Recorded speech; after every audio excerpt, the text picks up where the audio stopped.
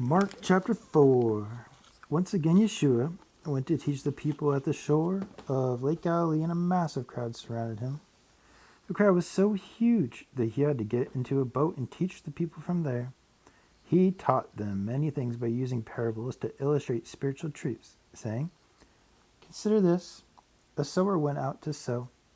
As he sowed, some fell along the beaten path, and soon the birds came and ate it.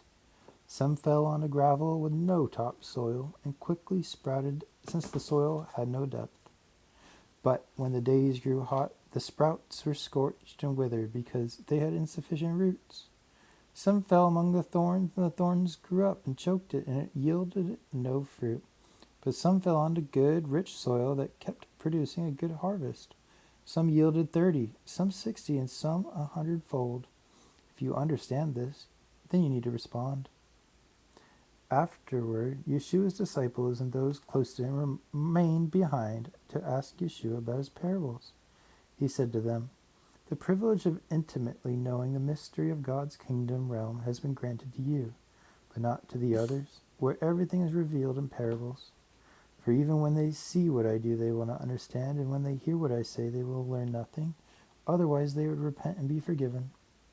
Then he said to them, "If you don't understand this parable, how will you understand any parable? Let me explain. The farmer sows the message of the kingdom.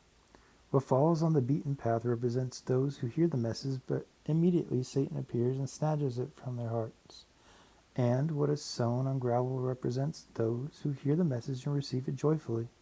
But because their hearts fail to sink a deep root, they don't endure for long. For when trouble or persecution comes on account of the message, they immediately wilt and fall away. And what is sown among thorns represents those who hear the message, but they allow the cares of this life and the seduction of wealth and the desires for other things to crowd out and choke the message, so that it produces nothing. But what is sown on good soil represents those who open their hearts to receive the message, and their lives bear good fruit. Some yield a harvest of 30, 60, even 100-fold. He also gave them this parable. No one lights a lamp only to place it under a basket or under the bed. It is meant to be placed on a lampstand. For there is nothing that is hidden that won't be disclosed, and there is no secret that won't be brought out into the light. If you understand what I'm saying, you need to respond." Then he said to them, "Be diligent to understand the meaning behind everything you hear, for as you do, more understanding will be given to you. And according to your longing to understand, much more will be added to you. For those who listen with open hearts will receive more revelation. For those who don't listen with open hearts will lose what little they think they have." Yeshua also told them this parable. God's kingdom realm is like someone spreading seed on the ground. He goes to bed and gets up day after day, and the seed sprouts and grows tall, though he knows not how.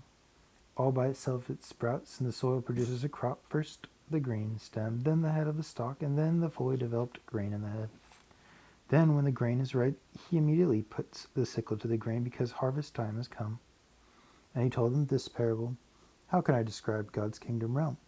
Let me illustrate it with this parable.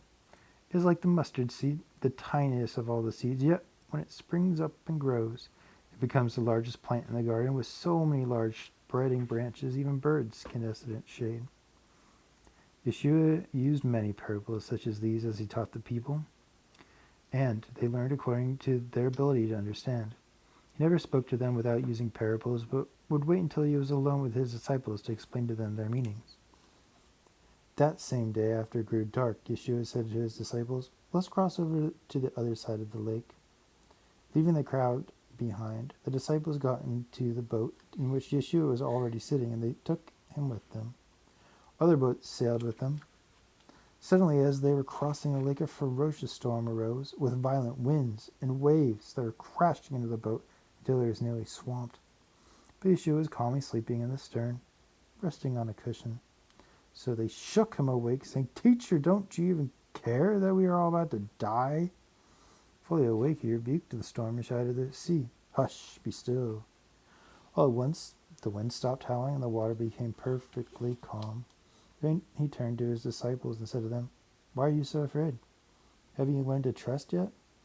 But they were overwhelmed with fear and awe and said to one another, "Who is this man who has such authority? Even the wind and waves obey him.